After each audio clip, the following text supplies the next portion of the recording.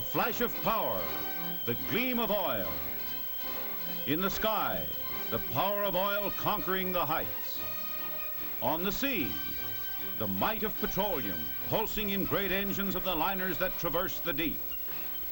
On land, oil feeds the fiery furnace or drives the diesel engines along far-flung rails of steel.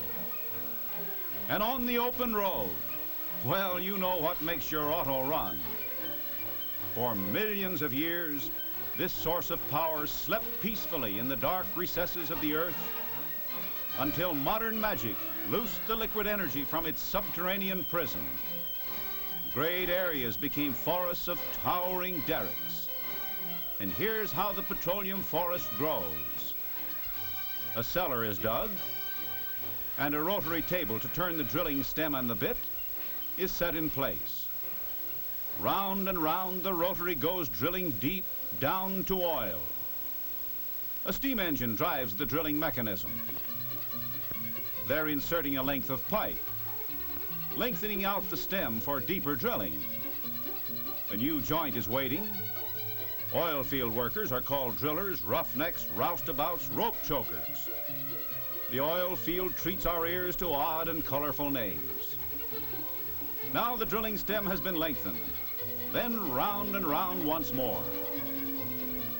Down through layers of sandstone, shale, limestone, down to astonishing depths. This well 5,000 feet. Some 10,000, 2 miles into the earth.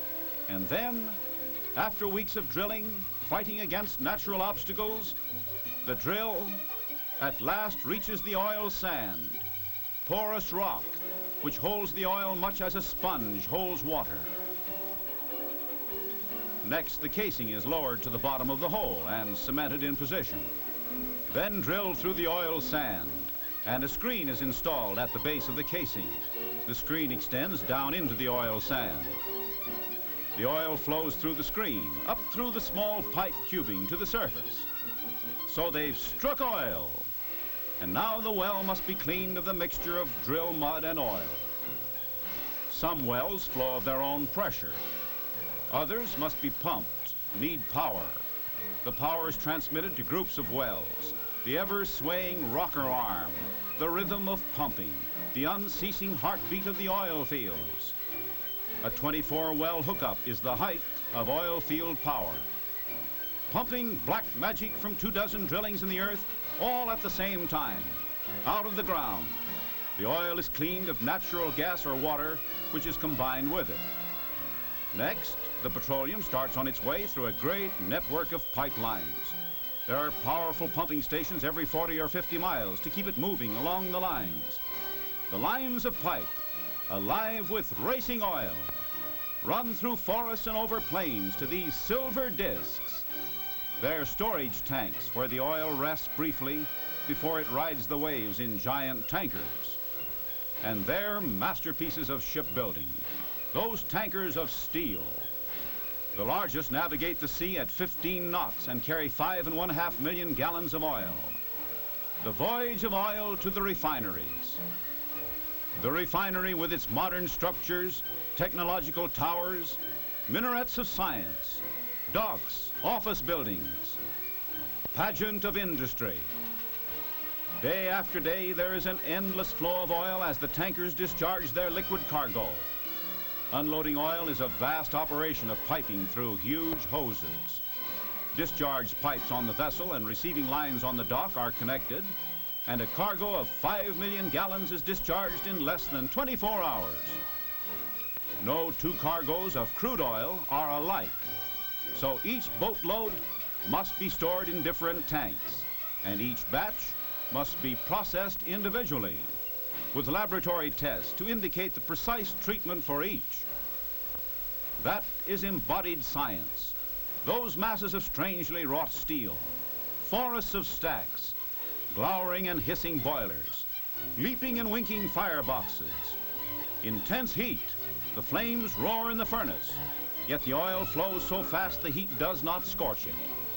And scientists wrest from the crude petroleum its tremendous power in the form of gasoline, and other fuel oils. And that's done in these towers called fractionating towers.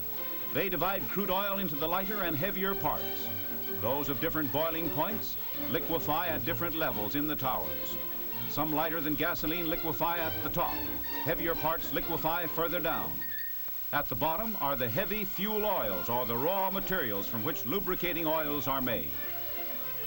When increasing use of motor cars pyramided the demand for gasoline to extraordinary heights, scientists were called upon to devise new methods. How could a greater proportion of gasoline be extracted from the crude oil than that obtained from the fractionating tower alone? To meet this challenge, the scientists turned to products other than gasoline which are drawn from the crude, studied their molecules, and found a way to change them, to turn them into gasoline. The result was cracking. Let's look at a diagram of a cracking plant. Here we see how one part of petroleum that is not gasoline is converted into gasoline. Called gas oil, it is pumped through a pipe into a cracking furnace, heated to over 900 degrees under tremendous pressure. And the individual particles, molecules, are broken into smaller molecules, just as coal is broken under a hammer. If we could see one of those molecules, it would look something like this. The hotter the molecule gets, the faster it wiggles, until finally it wiggles so fast it flies apart. The pieces shoot around at great speeds. They eventually find partners and form new and smaller molecules that look something like this.